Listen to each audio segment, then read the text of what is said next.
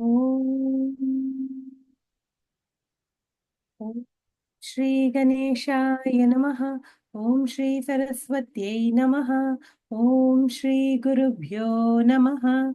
Samasta Jana Kalyane Niratam Karunamayam Namami Chinmayam Devam Sadgurum Brahma Vidvaram Sadgurum Brahma Vidvaram समचरण सरोजं सान्द्र नीलाम्बुदाभं जघननिहितपाणिं मण्डनं मण्डनानां तरुणतुलसीमालां कन्धरं कञ्जनेत्रं सदय धवलहासं विठ्ठलं चिन्तयामि विठ्ठलं चिन्तयामि. Pranams to the Lord. Pranams to all the Mahatmas in tonight's Eknathi Bhagawat session. We are doing chapter 9 and we have finished verse 57 Ovis. We begin from the third mantra. न मे मानावमानौ स्तः न चिन्तायेह पुत्रिणाम् आत्मक्रीड आत्मरतिः विचारमीह बालवत् विचरामीह बालवत्. Meaning of the verse: I am not concerned with the honor or insult. Sorry, Varsha. Correct. Okay, I'm not concerned with honor or insult. I'm not worried about house or children, enjoying the bliss in Atman. I roam about in a free, playful state of mind. 58. The child does not say whether a thing is its own or belongs to another. It does not know what is of higher quality or of lower quality. It therefore lives happily without being honored or insulted. 59. A child of 3 months does not know what honor is or what insult is. It is in its own state of happiness, playing blissfully. 60. The child does not know what duality is. It plays with itself and enjoys itself. 61. The child does not have any worry about the house or things in the house. It is naturally carefree. It knows no anxiety. 62. As the child does not know duality, it is loving itself and is interested in itself. The state of mind of a yogi is similar. 63. The yogi does not feel that this worldly life is real, so honor or insult are the same for them. 64. For example, a man was bitten by a serpent in a pitcher, but he was saved by the nectar in the same pitcher. The yogi is similarly free of the opposites and not affected by anything in this unreal life. 65. There is no reality in the house, property, wife and children, and taking care of family members. These are all false. Had he considered his body as real, he would have been taking care of his family members. 66. An idea, a concept is that root of samsara, or the apparent existence of worldly life. Mind is the ground of this concept. When the mind is merged into reality, all becomes the one existence. 67. He is playing in his spiritual reality as a part of the vast energy of universe, and it is being played in the process of selfless divine destiny. 68. When after attaining the bliss in the state of Atman, the mind and all the organs are peaceful, and when no wave of any thought, no urge of any action appears on the consciousness, it is called samadhi or trance. 69. While the mind is so merged in the bliss of the Atman, there is awareness of the surrounding existence as a separate thing. The state is called Vyuthana, getting up. 70. When a lamp is placed near the threshold, the lamp spreads in the rooms on either side. Similarly, the state of Vyuthana illumines both the state of Jiva and the state of Shiva. 71. Just as salt is dissolved completely in water, the mind is to be dissolved in the state of Atman. The yogi then discards the states of Samadhi and Vyuthana. 72. Vyuthana. Vyuthana. The yogi then discards the states of Samadhi and Vyuthana. 72. He has no respect or disrespect for anybody. Will he worry about the home or the members of the family? As the mind is merged into the reality, he is enjoying the bliss of Atman. 73. The actions taking place by the body without the involvement of the mind are like the movements of a child. So we should only be free of all attitudes and intentions.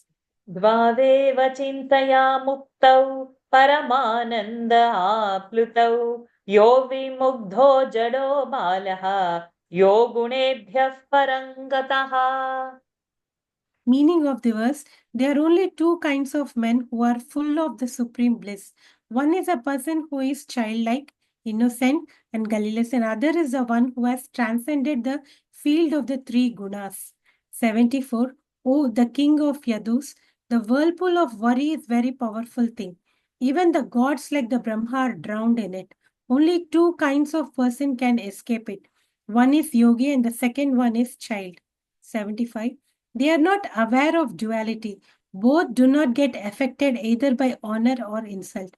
Both are naturally happy and both perform everything without involvement of mind. 76. But the child is prone to get his lot of suffering in his adult life, while yogi has surpassed both the pleasures and the pains. The child is happy in its innocence, while yogi is happy in his self-knowledge. 77.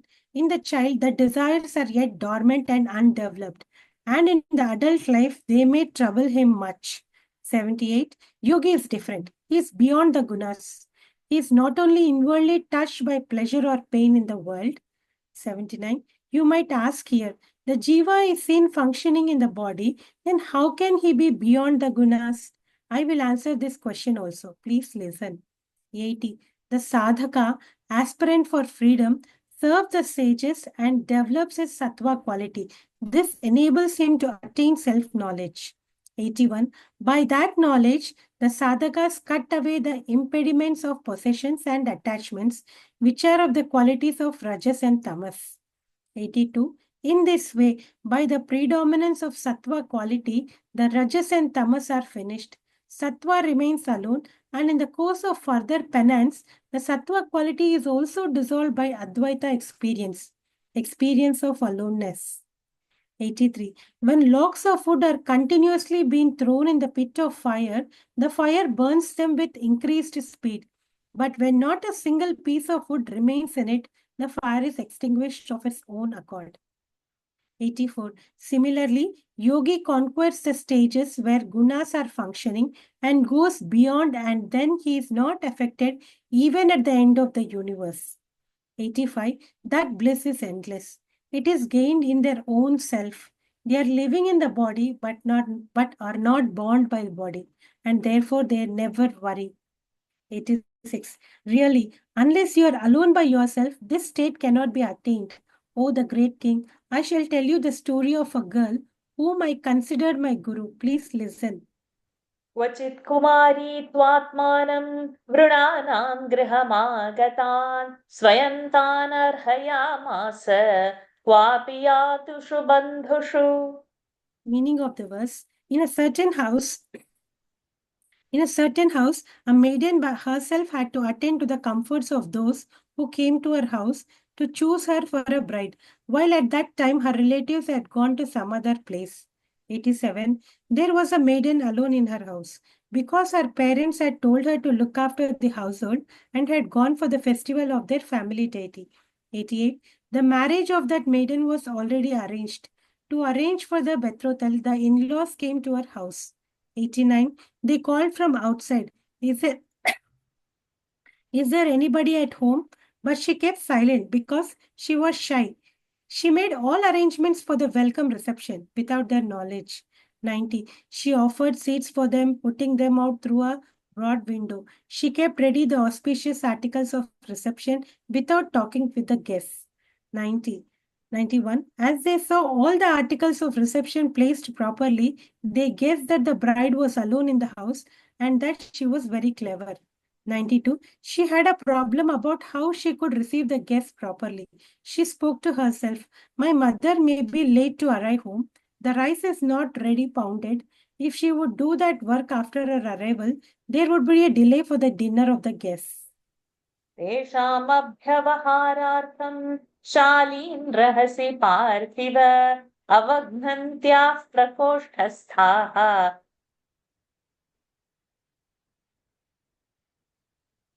अश्वक्रो no what would be there अवघ्नन्त्याः प्रकोष्ठास्थाश्वक्रुशङ्खास्वनं महत्. Meaning of the verse, O king, while she was pounding paddy to provide them food, the bangles of shell on her wrists made a loud jingling sound. 93. Thinking like this, she began to pound the paddy. She did a wise thing at that time. Please listen to it. 94. While pounding, her bangles made a sound. She was a little bashful. She began to think.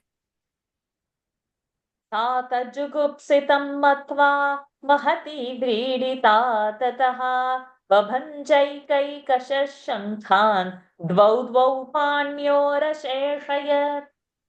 Meaning of the verse, the wise girl, feeling ashamed of doing the humiliating task herself, broke the bangles one by one and retained only two each in her wrists. 95. She said to herself, if the sound of the bangles is heard by the guests, I will be an object of ridicule, because they will say that the bride herself is doing the menial work. 96. So the sound of my bangles should not go out, but the pounding should go on. Thinking like this, she looked at her bangles. 97. Actually, she was quite young, but her thought was mature enough like adults. The wise girl thought upon a trick to avoid the sound of the bangles. 98. She thought it will be a bad omen if I break the bangles. Immediately, she silently prayed for her husband to be having a lifespan of 100 years, and she did not break the bangles. 99. She was an intelligent girl. She took out the bangles very softly and carefully and kept them carefully at a good place. Now each wrist was having two bangles only. 100. She began to pound the paddy, but two bangles began to make some sound. At this, she was very shy. उभयोरप्यभूद्घोषः ह्यवघ्नन्त्या स्म शङ्खयोः तत्राप्येकं निरभिदत् एकस्मान्नाभवध्वनिः. Meaning of the verse, even the two bangles produced a sound as she pounded the paddy. So she again took out one bangle from each wrist. Then one bangle remaining in each wrist did not make any sound. 101. So she said, this is also not right. When two meet each other, some sound is sure to be produced. She took out one bangle from each wrist and resumed her work again. 102. Then remaining one bangle did not produce any sound. O king, I learned this fact from her at that spot only.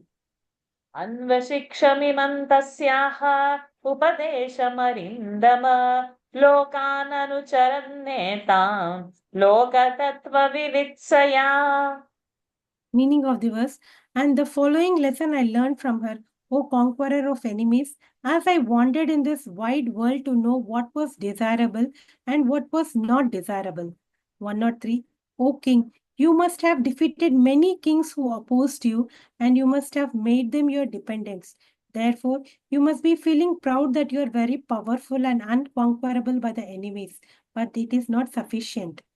104. I say this because unless you have defeated the desire, the anger, and other internal enemies, the term defeater of enemies will not be appropriate. That term will be misfit. 105. When you defeat the 6 enemies by using the weapon of this device, then only we can say that you have no enemy in the world. 106. Now you may say to me, O Avaduta, your traveling is free and not according to the social custom. Then how did you know what the maiden was doing inside her house? 107. My answer to your question is that I sit at a place without moving anywhere in a forest and meditate on the principle of the Atman as all pervading. 108. And in order to confirm what I learn in meditation, I roam about in the world, either in the forest or in the society, and I see the inner eye. 109. Though I see the visible things, I do not see the perceptible as an object, and even the role of observer is not there. With this vision, I roam about. 110. Thus, when I look at the worldly objects by accepting a particular virtue therefrom, in me there is only the sense of spiritual energy. 111. While I was just moving about in the world and looking at everything as Atman, it so happened that I reached the girl's house. 112. Oh, the clever one. I thought about how the girl must be avoided the sounds of bangles. Actually, having that vision clear before my eyes, I learnt a certain maxim. Please listen to it. वासे बहूनां कलहः भवेद्वार्ताद्वयोरपि एक एव चरेत् तस्मात् कुमार्या इव कङ्कणः. Meaning of the verse: where many come together, there will be quarrel. When two come together, there is talk. Therefore, a yogi should always alone as a single bangle on the maiden's wrist. 113. When there is a crowd of people living together, there are quarrels. Even if two persons are living together, they always talk. 114. Where time is wasted in useless gossip, no work of any importance can be done. Therefore, look how I wander alone. 115. When there is one person sitting alone and his mind is concentrated, there is great benefit in spiritual life. In this matter of concentration, I made my guru a man who was preparing an iron arrow. Another example is probably we'll see that and then stop. मन एकत्र संयुज्यात् जितश्वासो जितासनः वैराग्याभ्यासयोगेन ह्रियमाणमतन्द्रितः. Meaning of the verse: one should steady the mind on one thing by controlling it, as well as the breath, and by taking a steady posture, remaining vigilant and practicing dispassion and concentration. 116. When a man starts practice of yoga without first acquiring a certain degree of desirelessness, it happens that the powerful robbers in the form of objects of senses rise to attack him. The passion maddens him and the original captor of self-knowledge is lost. I think we can 100. stop over here. We can stop over here for today. And today's why. Yes, Nikhilaji, you can say your thoughts.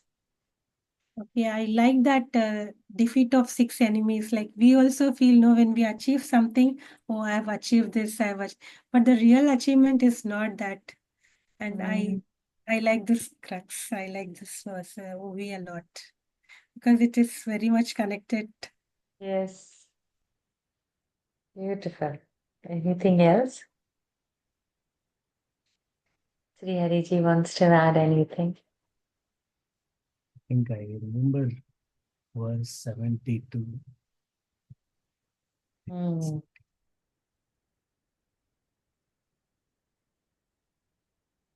Yeah.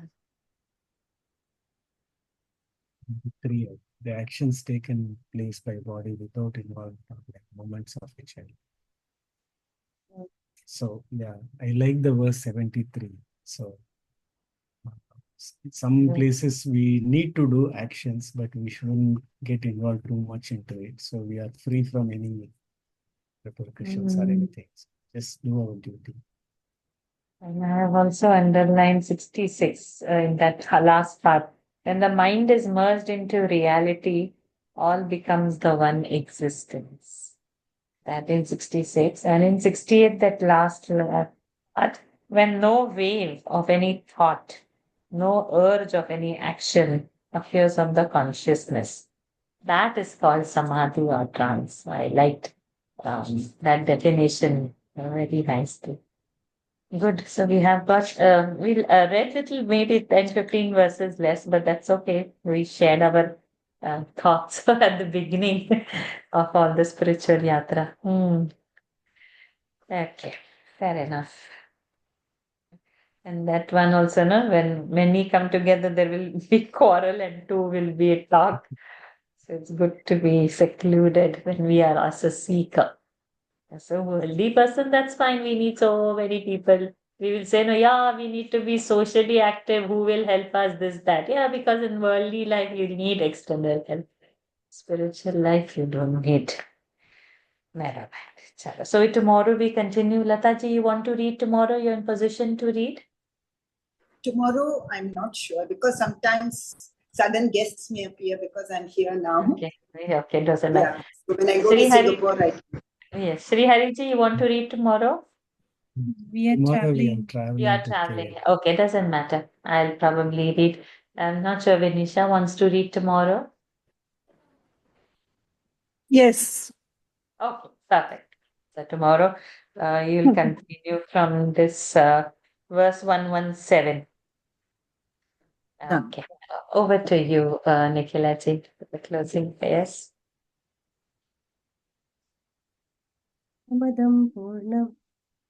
Sorry, Vashaji, you can do. ॐ पूर्णमदः पूर्णमिदं पूर्णात् पूर्णमुदच्यते पूर्णस्य पूर्णमादाय पूर्णमेवावशिष्यते ॐ शान्ति शान्ति शान्तिः हरिः ओम् श्रीगुरुभ्यो नमः हरिः ओम् श्रीकृष्णार्पणमस्तु Hari Om, everyone. Thank you for joining. Hari Om. Tomorrow we are going to a temple which is to 120 years old, Smurgar temple near KL. Mara? No. Maran. Maran. We're going to Mara? Yeah. Yeah. Oh, I've seen it, before, but now they've renovated it. It's Yeah, the road, it's quite long, the journey. Yeah. So we are planning to go to Good. KL first, and from there we'll go. From there you're going? Oh. Okay. Good. After It's a tomorrow. Very Thursday. beautiful temple. Thursday. Thursday.